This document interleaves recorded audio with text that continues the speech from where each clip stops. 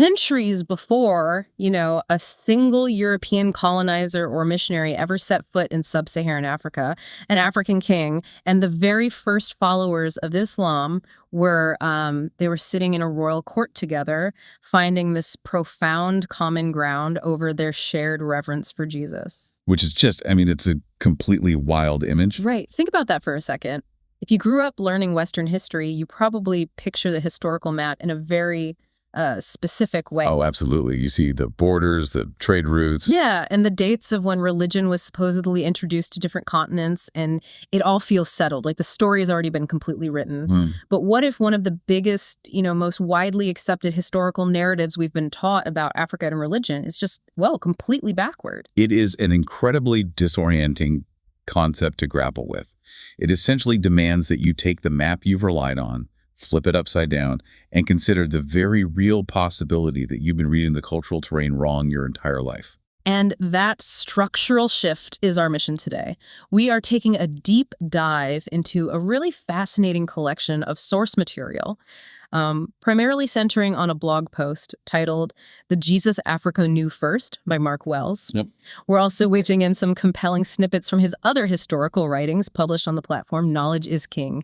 We're going to explore the specific historical timeline and the underlying theological arguments Wells presents regarding Africa's independent early understanding of Jesus. And, before we get into the actual mechanics of how this happened, we really need to set a crucial baseline for you, the listener. Because the material we were unpacking touches on deeply theological, intensely historical, and frankly, politically charged themes. Yeah, I am really glad you brought that up because it is vital to state right out of the gate, we are not here to endorse these specific viewpoints. No, not at all. We are not taking sides on any of these religious claims, nor are we validating the theology as, ultimate objective truth. Our sole goal today is to unpack the historical arguments, analyze the timelines, and clearly explain the perspectives contained in the author's work. Exactly. We want you to understand exactly what the author is presenting so you can weigh the concepts for yourself. We are basically operating as your guides through his thesis. Right, so we'll examine the historical events he points to and the structural conclusions he draws from them. Okay, let's unpack this. To understand the central claim that Africa knew Jesus centuries before the European empires arrived, we have to start at a geopolitical intersection that most people simply don't know about. Yeah, it's a massive blind spot. It really is. Yeah. We are going back to the year 615 CE in the very early days of Islam. The Prophet Muhammad and his early followers were in Mecca, and they were facing brutal persecution by the pagan Arab establishment. It was a completely untenable situation. Because Mecca wasn't just geographically dangerous at that point, it was an ideological dead end. The Meccan elite saw this new, strictly monotheistic message as an existential threat. Right, to their economy. Yeah, to their economy and their societal structure, which relied heavily on pilgrimage to pagan idols. So the persecution wasn't just casual discrimination. I mean, it was systematic violence. Which forces a pivotal decision. Exactly. The Prophet Muhammad doesn't tell his followers to violently revolt, nor does he tell them to just, scatter aimlessly into the desert. He points them toward Africa. He gives them a very specific geographical directive, right? Like, seek refuge across the Red Sea in the Kingdom of Aksum, which encompasses modern-day Ethiopia and Eritrea. And he sends them there specifically because Aksum was ruled by a Christian king named Najashi, whom the prophet described as a ruler under whom no one is wronged. It is a stunning historical moment. You have a vulnerable group of early Muslims fleeing across the sea to seek asylum from a powerful Christian African king. And the Meccan elite were absolutely not going to just let this happen. No, they saw these refugees as dissidents. So they dispatch a delegation to King Najashi's court. They arrive packed with incredibly rich gifts, essentially attempting a high-stakes geopolitical bribe. Right. They want the king to extradite the Muslims back to Mecca. And this is a massive test for King Najashi. I mean, he could have easily taken the wealth, handed over a small group of marginalized strangers, and secured a lucrative political alliance with the dominant power in Arabia. Which is what most rulers probably would have done. Exactly. But he refuses to just process the extradition. He demands a hearing. He calls the Muslim refugees into his court, stands them in front of the Meccan delegates, and demands they explain their faith. And this is where the timeline anchors itself in theology. The Muslims have to defend their existence to a Christian king. They don't offer political platitudes. They recite directly from the Quran. Specifically, they recite from chapter Maryam. Right, the chapter named after Mary. They detail the miraculous virgin birth of Jesus, and they clearly explain his status in their faith not as a biological God, but as a deeply revered prophet and a noble servant of the Creator. They lay out their exact spiritual framework. And King Najashi's reaction is what echoes through history. According to the accounts, upon hearing this specific Quranic description of Jesus, the king wept until his beard was wet. Yeah. He then picked up a stick, drew a line in the dirt, and made a declaration. He told the Muslims, "Between your religion and ours, there is not a difference greater than the thickness of this stick." It's incredible. He then granted them absolute protection, completely defying the Meccan elite. It's as if two groups from completely different regions met up and realized they were operating off the exact same foundational blueprint. And the author points to this as undeniable, documented proof. Centuries before European colonizers set foot in sub-Saharan Africa, claiming to, bring the light of religion, African Christians and the very first followers of Islam had already formed a protective alliance based on a shared, deeply rooted understanding of who Jesus was. I am looking at the scene, and the sheer geopolitical weight of it is incredible. But I have to push back on the core premise here just a bit. Go. Wait, how could the theological difference possibly be just the thickness of a stick? Because if we look at the broader timeline of history, European Christianity and Islam eventually clash in massive violent conflicts. Like the Crusades. Right, the Crusades, and specifically over the nature of Jesus. European theology saw him as literal divinity, while Islam saw him as a human prophet. How did this African king look at that same divide and see almost zero difference? That is the most important question to ask. And the author answers it by shifting our focus from theology to geography. The difference was only the thickness of a stick, precisely because King Najashi was not practicing European Christianity. Oh, interesting. He had actively rejected it. So he was working off a completely different foundational code. Completely different. To explain the mechanism here, we have to look at what the Western Roman-backed church was doing at the time. They were demanding adherence to a concept called diophysitism. Diophysitism, right. In the simplest terms, this was a dense philosophical doctrine arguing that Jesus possessed two completely separate natures, one fully divine and one fully human, coexisting simultaneously in one physical person. And the Ethiopian church looked at that dual nature concept and basically said, no, thank you. They firmly rejected it. They held on to a strictly unified Eastern Semitic view of Jesus. They believed his nature was whole and undivided. Wow. Because if King Najashi had been operating under the European concept of the Trinity, the mandate that Jesus was literally the co-equal, co-eternal God made flesh, the theological gap between his faith and the Muslim refugees wouldn't be the thickness of a stick. It would be a canyon. Exactly. But because Najashi rejected that Western philosophical upgrade, he recognized the Quranic description of Jesus, Isa al-Masih, the noble messenger, as almost identical to his own indigenous, non-Western tradition. Okay, that makes sense of the African perspective, but how did the European perspective get so drastically different? I know the author goes deep into the mechanics of how that Western version of Jesus was constructed in the first place, and it involves a massive historical rewind. Yeah, what's fascinating here is we have to rewind hundreds of years before Jesus was even born. The source brings in the timeline of classical Greek philosophy, specifically pointing to thinkers like Thales of Miletus around 585 BCE. Way back. Thales and his successors fundamentally shifted human thought in the West. Instead of just accepting that, the gods did things, they became obsessed with the mechanical nature of reality. The physical essence of the universe. Exactly.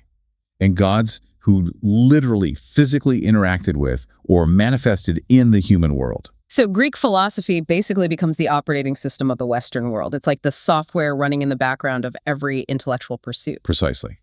By the time the Semitic message of Jesus arrives on the historical scene and is eventually adopted by the Roman Empire, that Greco-Roman operating system had been running for over a millennium. 1,000 years of Greek philosophy. Yeah, so when European theologians took control of the narrative, they didn't just accept the original Semitic texts as they were.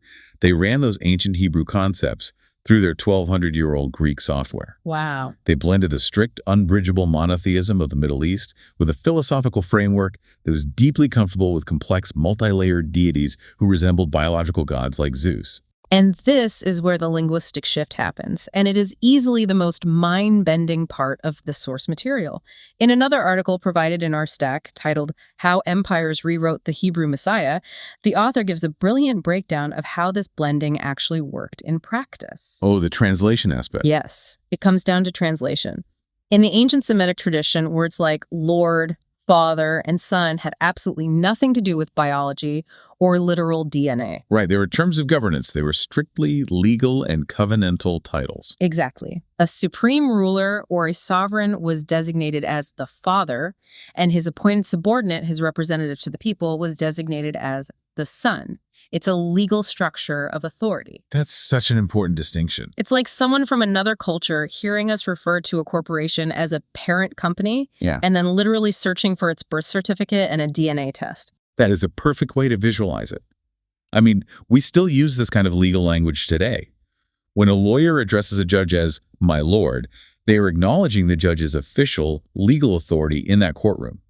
They are not suggesting the judge is the creator of the universe. Right. But when you take that Semitic legal language and hand it to a Greco-Roman culture, a culture completely saturated in mythologies about gods physically coming down to earth and siring biological half-human children, that original legal meaning gets completely overwritten. They took a legal structure of authority and misread it as a biological reality. And that biological, philosophically dense interpretation is what the European empires eventually cataphied, canonized, and exported around the globe. But King Najashi in Aksum wasn't running that Greco-Roman software. He was preserving the older Semitic understanding. Which is why the gap was so small. Exactly. But this alliance in the 7th century is incredibly powerful, but does it last? Because usually when we hear about the history of Africa in later centuries, the narrative is entirely dominated by European missionaries arriving to supposedly introduce the continent to civilization and religion. Yeah, that is the exact narrative the author is targeting. Because this rejection of the Greco-Roman lens wasn't just a localized, fleeting incident in Aksum. It became the bedrock for a massive academic explosion centuries later. Okay. We just had to shift our focus to the 12th and 13th centuries, to the Mali Empire in West Africa. Specifically the city of Timbuktu. You know, if you grew up in the West, Timbuktu is almost used as a joke, like a metaphor for a place that is isolated and in the middle of nowhere. Right, the farthest place on earth. Yeah. But historically, it was the absolute center of somewhere. It was a thriving, world-class hub of wealth and profound academic scholarship. The wealth was staggering, but the intellectual capital was even greater. The author highlights the massive university complexes, like the Sankore Madrasa. We aren't talking about a few monks copying texts in an isolated room. We're talking about an academic institution housing up to 25,000 students at its peak. 25,000 students. In this society, books and manuscripts were often valued more highly than gold. They were actively writing, debating, and preserving hundreds of thousands of texts. Yes. And because these West African scholars were deeply immersed in Islamic academia, they were rigorously studying the Quran. Consequently, they were intimately, academically familiar with Jesus. They were holding university-level debates on his life. They studied the accounts of his miraculous birth. They analyzed the healing miracles he performed, always noting, as the Quran does, that these were done strictly by the permission of the Creator. Right. And they venerated his vital role as a messenger of absolute monotheism.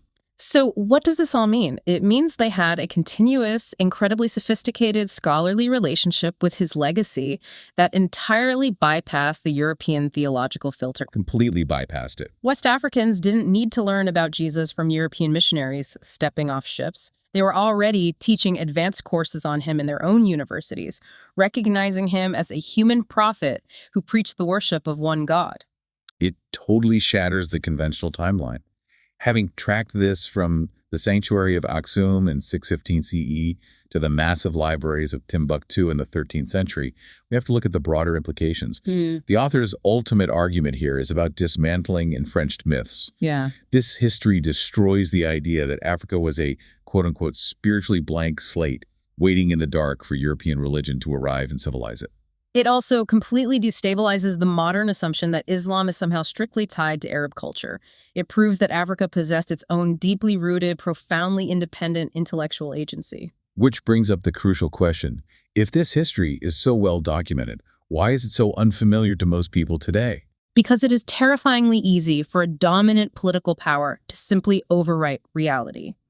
which ties perfectly into another piece of source material we have from Mark Wells, an article titled Pathologizing Resistance. Oh, that piece is brilliant. It really illuminates the underlying mechanism of how empires maintain control. They don't just use military force, they rewrite the foundational narratives of reality, whether that's theology, history, or even science. The author points out that the methodology of oppression rarely changes, it just updates its vocabulary to suit the era. To explain this mechanism, he points to the American plantocracy in the 19th century. Right. When the institution of chattel slavery faced moral pressure, the establishment didn't just rely on chains, they weaponized the language of science. Yeah, in 1851, a physician named Dr. Samuel Adolphus Cartwright literally fabricated a medical diagnosis to justify slavery. He diagnosed runaway enslaved people with a condition he invented called drapetomania. Drapetomania. Yeah, he claimed it was a mental illness that caused enslaved individuals to desire freedom. They pathologized the fundamental human desire for liberty. They slapped a clinical scientific label on it to shield the imperial machine from moral scrutiny and invalidate the humanity of the people they were oppressing. It's chilling. It is chilling, but it exposes a profound pattern in how power operates. Yeah. Whether it is an empire in the 19th century creating a fake psychological disease to control physical bodies, or an empire centuries earlier using a 1,200-year-old Greek philosophical framework to rewrite a Semitic prophet into a biological Roman deity to control spiritual narratives. The mechanism is identical. The loudest voice wins. Exactly. It is the loudest, most politically dominant power overriding the original truth to serve its own geopolitical ends. If we connect this to the bigger picture, it forces you to realize how vulnerable history is. Complex indigenous intellectual realities like the shared Semitic alliance in Aksum or the staggering academic preservation of texts in Timbuktu, they can be almost completely erased from the mainstream consciousness if the empire writing the textbooks decides those facts are inconvenient. The author is issuing a challenge to the reader. He is demanding that we strip away the packaging that empires have placed on history. When you look at the raw timeline, you have to acknowledge that Africa had its own profound, independent relationship with global spiritual figures long before the West decided to export their highly localized, culturally modified version. We have covered some incredible historical ground today. Let's do a quick recap of the journey. We started in 615 CE, standing in the royal court of the African kingdom of Aksum, where a Christian king and the very first Muslim refugees discovered their foundational understanding of Jesus was separated by nothing more than the thickness of a stick. We then pulled back the layers on how the Greco-Roman operating system fundamentally altered the European understanding of theology. We explored how ancient Semitic legal titles of authority were completely mistranslated into biological literalism by Western empires. Finally, we walked through the bustling, scholarly streets of Timbuktu, proving that West African academics were independently studying, debating, and revering Jesus as a prophet centuries before any European colonizer arrived to civilize the continent. Right. We explored an alternate timeline that dismantles the conventional Western narrative about Africa, intellectual agency, and who actually gets to write history. Which leaves us with a final concept to consider as we wrap up. We have seen just how thoroughly geographic and philosophical lenses can completely reconstruct a figure as universally recognized as Jesus. So I leave you with this question to mull over: what modern concepts, what sacred institutions, or what seemingly settled historical figures are you currently filtering through an inherited, entirely unexamined cultural bias? It really makes you want to look at that historical map one more time to see what else might be drawn completely upside down. Thank you so much for taking this deep dive with us. Keep questioning the map.